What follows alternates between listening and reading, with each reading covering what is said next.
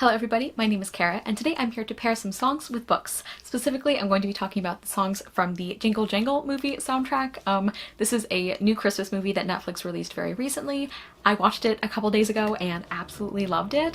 It was just as wonderful as the trailer made it look, if not better. And I'm not going to do like a summary or review of the movie exactly, but I do want to mention a few things I loved about it because I think this is a really great movie. And it's definitely a Christmassy movie, but I feel like this is one that could have maybe a little bit more rewatchability around other times of year, or just like kind of winter in general, I think. One thing I loved is the story itself. It's really hopeful and heartfelt, and there are definitely some sad moments, but overall I think it's a story about forgiveness and moving on and just coming together and compassion and all these kinds of lovely things. I think the trailer did a good job of kind of showing that balance of like there are definitely some upsetting parts or some sad parts, but balanced out by a story that is really about hope and love and forgiveness. There's also an incredibly talented all-black main cast. Just like the casting in general was wonderful, and the performances from all these actors was fantastic. Keegan-Michael Key is also in this movie, so if that's a draw for you, I thought he did a great job as well. I also have to mention the music itself. The score for this movie I absolutely adored. I have been listening to it a lot since I have seen the movie. I just think it's really great. Like, we have some really beautiful solos. We also have some really fun and energetic group numbers. Like, the choreography was also great.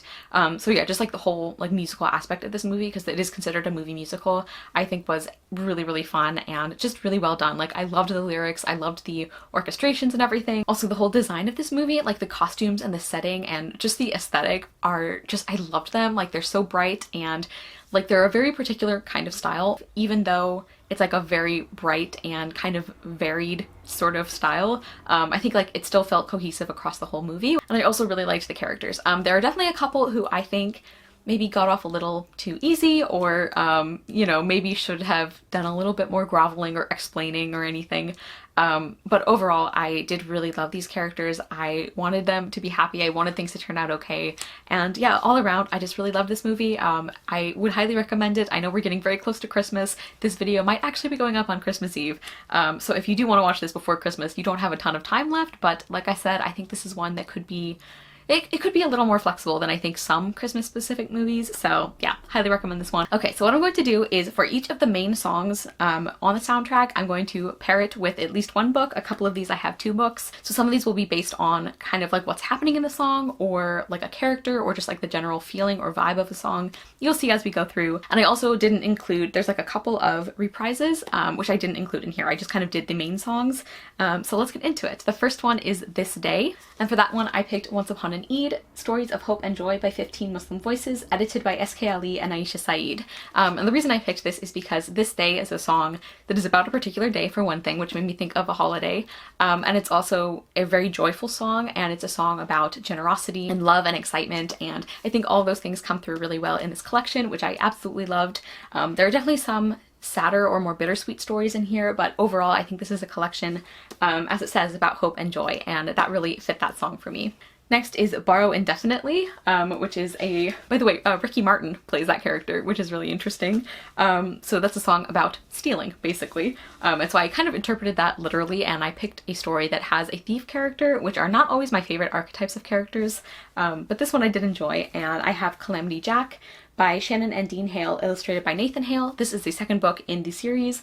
Rapunzel's Revenge is the first one, and I liked this one, I think, a little bit less, but I do still think this is a really great graphic novel duology.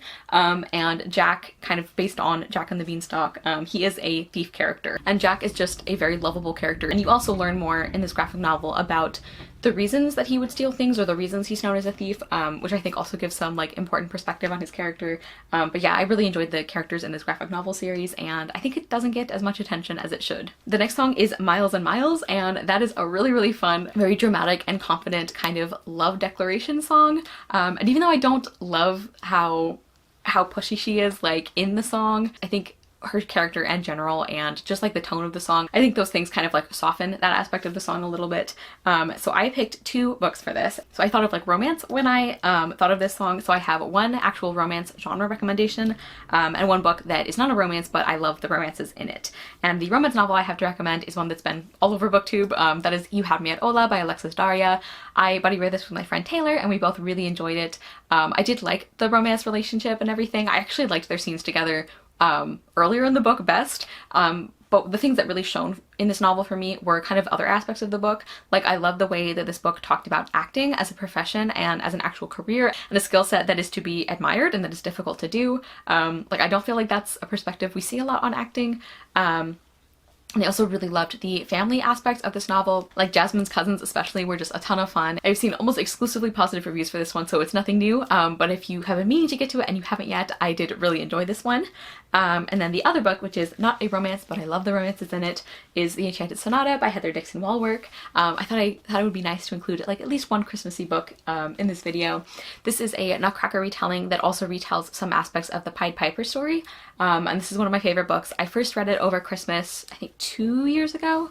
And I loved it, and then last year I read it again and I loved it, and I'm currently rereading it this year, so this has kind of turned into a Christmas tradition for me. Last year I talked my friend Katie into reading it, and this year we have convinced Bendy to read it, so I just think this is a really underhyped book, and I really love the main romance, but I also really love one of the side romances in this book, and it's just like such a magical atmosphere. I think the writing is really good. Like, I really love the humor in this book, and just the characters are so lovable. I really enjoyed that, and I also really loved the way that music is used as magic in this book. So highly recommend, very underhyped, and I just want more people to read it. The next song I have is Not the Only One, and that is one that the young girl character Journey sings, and she's basically singing about feeling like she doesn't fit in, feeling like her interests are different from other people, like from other kids her age, because she's really into like mathematics and things like that. And so the book I wanted to pick is one where kind of the main character has a similar feeling of not really having people who understands her or like who share her interests, and I went with The Other Bennet Sister by Janice Hadlow.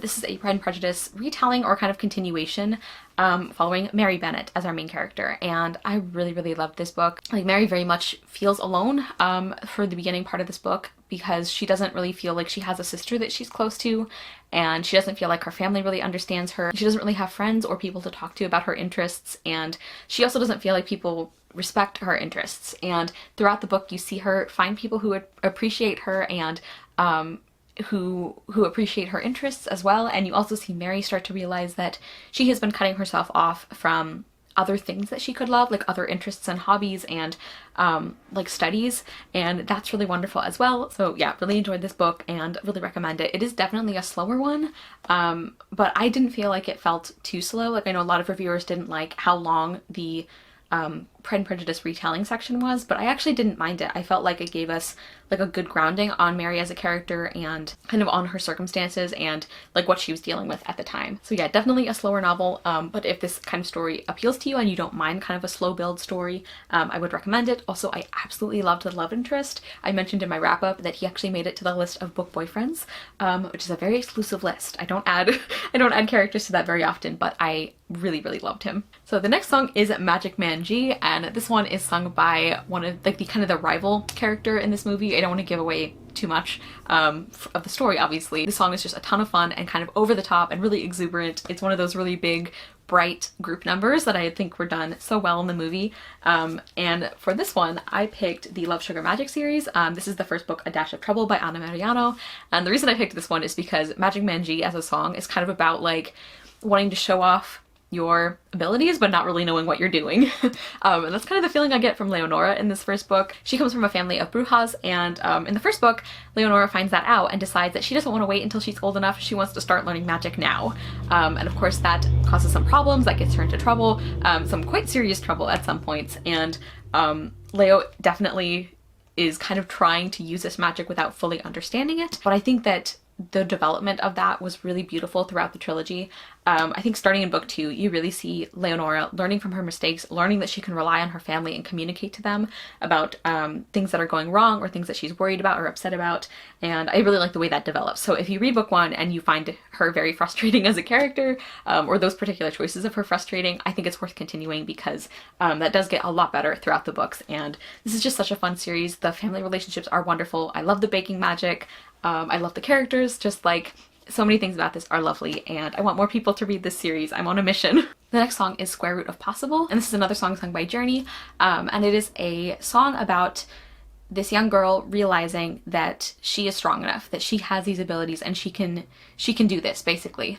And so the book I wanted to recommend for this one is Becoming Naomi Leon by Pam Munoz Ryan. I absolutely love this book, and I think it really fits this song because our main character Naomi is a very shy, introverted girl. She doesn't feel comfortable speaking up.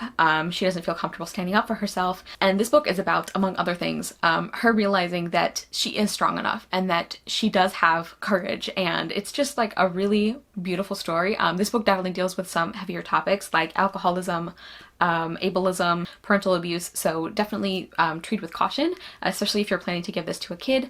But I think it handled these things with such compassion. And another thing I think is really great about this book is Naomi and her family, they end up going to Mexico to meet other parts of, like, other members of her family that she hasn't seen for a long time or that she doesn't know very well. And I just think the way that Mexico as a setting is shown in this book is very different from the way a lot of American media or other countries' media kind of shows it. Like, it's shown as a very positive experience for Naomi, and I think that's really important to see, especially for young readers as well. Naomi ends up having to use her voice in a very scary, a very high pressure context, and the book is about her realizing that she can do that and that she can stand up for herself and the people she loves and that she has this ability, and it's just a really wonderful story. Highly recommend. Next is Over and Over, and this is a song that deals a lot with grief and with memory. And so for that reason, the book I chose is The Boy in the Black Suit by Jason Reynolds. Obviously Long Way Down is his most popular book, I think, at this point. Maybe Stamped as well now, and I loved both of those. But I also really, really loved The Boy in the Black Suit. This is such a wonderfully done contemporary about grief. Our main character, Matt, he has lost his mother recently, and through a series of circumstances, he ends up taking a job at a funeral home, and he begins to kind of sit in on funerals, and this is a way for him to grieve and for him to kind of come to terms with what he's feeling and the loss of his mother. And the way this book handles grief, I think, is just so thoughtful and so compassionate and so nuanced. The way that Matt, like, the way that he experiences grief as like this huge feeling that kind of colors everything, but also in these little moments, like seeing his mom's cookbook really hurts and things like that. I just think there was so much attention to detail and, again, so much compassion and care there. I loved Matt as a character. I just thought the characters in general were really well done. For a book about grief, I definitely wanted to highlight this one. I think it was done so well. Only a couple of songs left, and the next one is Grandpa Meunier, and this is a song about music not needing translation, like music being a language that everyone can understand.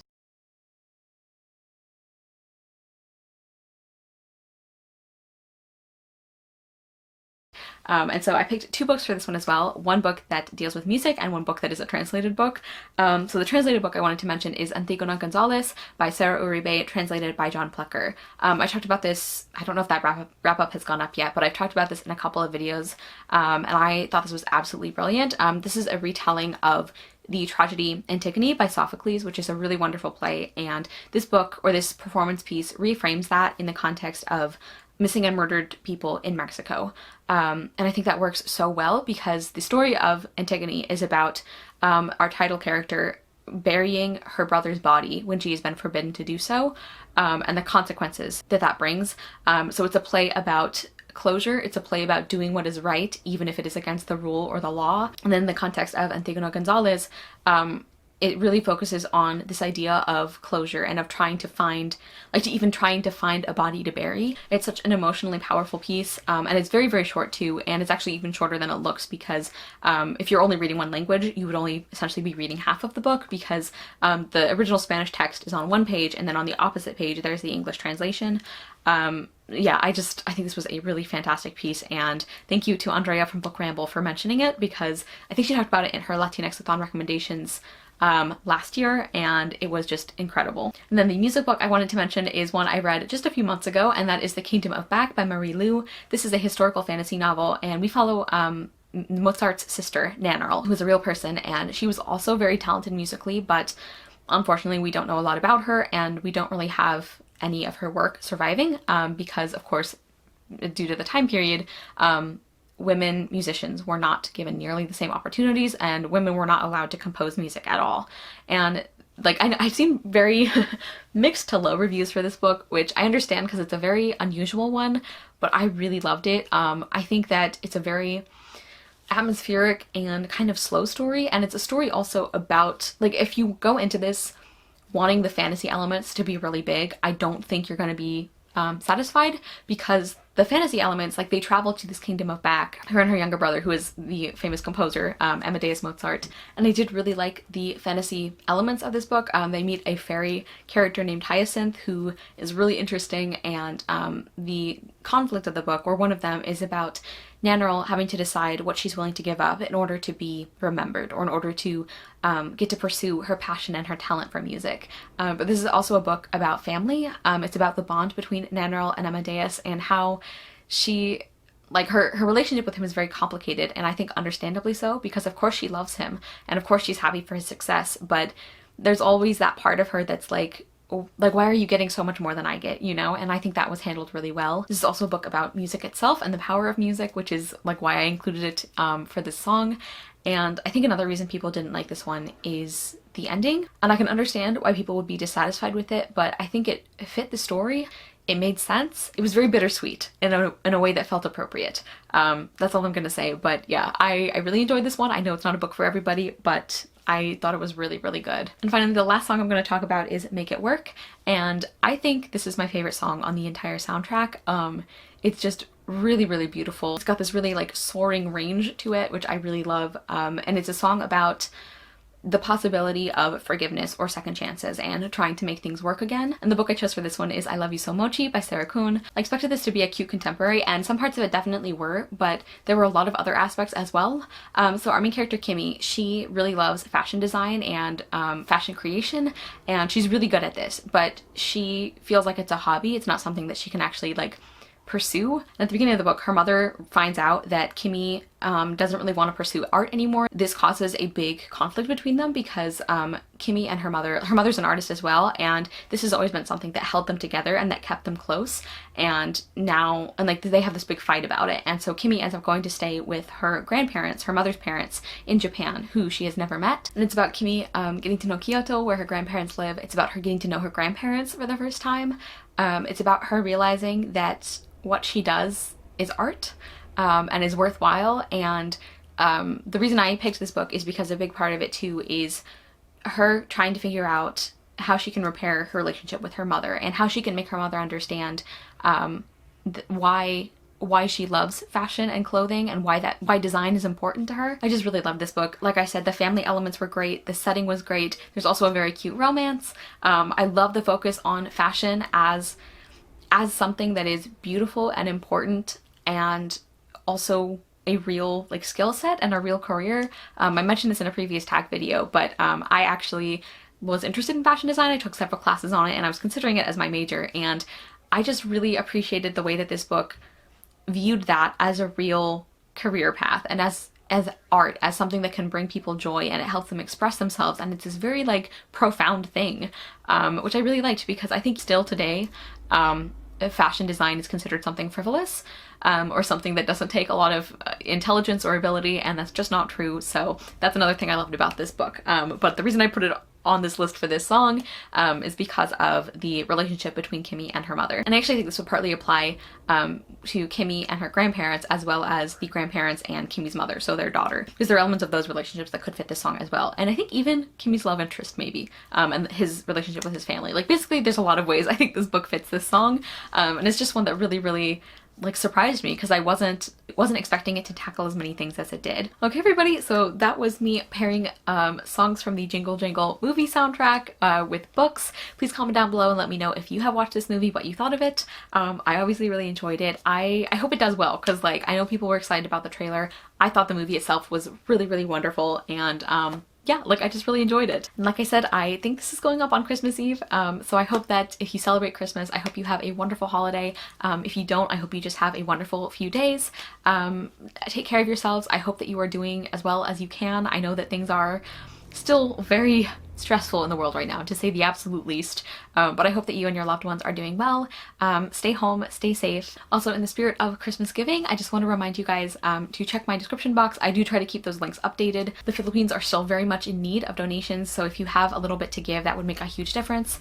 And again, like I said, just keep your eye on that, because I do try and update that description box periodically. Thank you guys so much for watching, and I hope you love the next book you read. Bye!